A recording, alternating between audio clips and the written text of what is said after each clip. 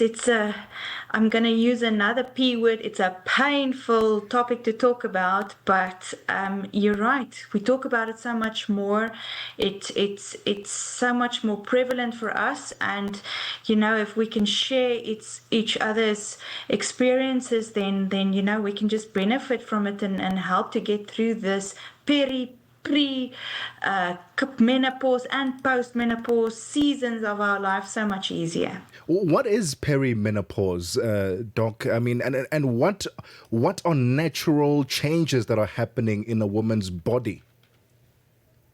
Well, let's call it the overall aging process, and I'm not just talking about skin. I'm talking about bodily aging process. And in perimenopause, it's the first stages of the ovaries producing less estrogen and progesterone, and along with that, these hormones constitutes the female being, constitute to the reproductive years of a female. So the moment you start, there's a decrease in estrogen and progesterone, so many things, there's a whole cascade of events that actually takes place, not only from a mood perspective, like anxiety, depression, sleep deprivation takes place, so fatigue plays a role, and then outside, the human skin also takes a little bit of a knock when it comes to perimenopause, because estrogen and progesterone is so much needed in the human skin in terms of aging and protecting the overall architectural building blocks like collagen, that helps with the elasticity of the skin and the densification of the skin, and also the moisture retention of the skin. Okay, 20 minutes past 1 p.m. in Central African time, in conversation with a man, can I call her a member of our show? She's really always ready with some expert information. Dr. Judey Pretorius, the founder of Biomedical Emporium and biomedical scientist. Let's take a break. Are you fluent in French, Chinyanja, Portuguese, and Kiswahili? Are you passionate about radio? And are you looking to work in South Africa? Do you have papers that qualify you to work in South Africa? In that case, we might have an opportunity for you to work for Channel Africa. Send us your CV and demo at newsroom@channelafrica.co.za. Remember, if you don't hear from us within 14 days, it means you have not made it or you have not been selected. Channel Africa, the African perspective. The Upside, taking the African perspective to fresh levels. Welcome back to the show. We are looking at the years of perimenopause and how that affects the skin with Dr. Judey Pretorius, who joins us on the line. Dr. Judey, let's talk about the years of perimenopause. I think for a long time people thought it begins, or it should begin, after the age of 40, but we have seen women at 37, women at 32, saying that they're experiencing some symptoms. What is true and what is myth? Well, surprisingly, what does happen, the theoretical projection is that you would expect it more in the late 40s, so after 45, up until 52, then you'll start to see some of the first symptoms of the perimenopause. But the issue is, and this is why we're also talking today, is why does it really happen to ladies so much younger? And it's really true that the age now when it comes to perimenopause is so much earlier. You will find even certain ladies in their early 30s, early 40s start struggling with perimenopause. And if you come to think of it, we can blame lifestyle factors for sure. We can blame environmental factors, but definitely one of the things, and this can be a topic all on its own, is perhaps more a socio-political, economic reason. And if you think decades and decades ago, the females were typically homemakers. They took care of the home, which comes with its own stressors, with taking care of the kids and the activities that surrounds homemaking. But now many females have more been inclined to what we call gender equality. So we want to also work, and perhaps by choice, and perhaps also because we need an extra income for the home. So this adds to stress, and this also adds to bodily changes. Of course, it's going to have an effect on the body. A second reason would be the use and perhaps misuse of contraceptives. So you will find that many young females would go on a contraceptive because they were struggling either with menstrual cycles, painful menstrual cycles, for instance. They went on these contraceptives because they struggle with endometriosis or polycystic ovary syndrome, for instance, or just because they just didn't want to fall pregnant. And because of the fact that it was used at a very young age, and you reach a point where you maybe want to stop when you want to fall pregnant in your early 30s, then there's such a huge bodily change that takes place. And most of these females then, come forward by saying, but why am I struggling with hot flushes? Why am I struggling with, sleep deprivation, for instance, and, anxiety and depression and these type of things? So I would say contraceptives usually also plays a huge, huge role with regards to this. Dr. Judey, let's talk about the skin, right? And when you talk about premenopause and then menopause, does the way we then approach how we take care and maintain the skin change? Is there a need then for women to then start supplementing more during premenopause and menopause? What does that look like in terms of everyday habits in ensuring that the skin is healthy during these transitional phases? So I think one of the facts that we can put on the table is that a majority of females are going to go through menopause. So that's a fact. The nice thing, and why I'm in the aesthetic industry, in the skincare industry, is because even though there's this problems that I've mentioned, there will always be a solution.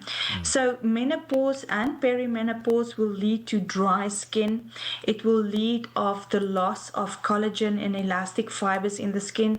So in other words, the densification and the elasticity of the skin will just drop, and it will drop overnight. It would be quite acute, if I may use that word. So dryness, and one of the other concerns that many females struggle with is hair loss and also acne. I mean, who wants to struggle with acne in their 40s and in their 50s?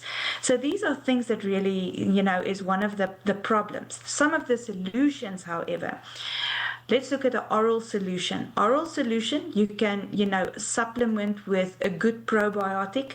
You can supplement with collagen drinks, for instance, and all the vitamins and minerals that you need for the day. Then when we're looking at topical products, let's look at ingredients that really makes a difference, that retain moisture in the skin. And that's hyaluronic acid. So when you buy skincare products, you have to look for ingredients like hyaluronic acid that helps to retain the moisture. You will also have to look for ingredients that are powerful antioxidants, such as vitamin E. It's a beautiful antioxidant.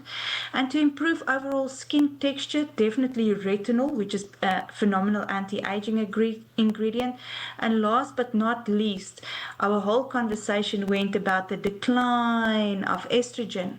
But did you know that you can actually extract estrogen from botanicals?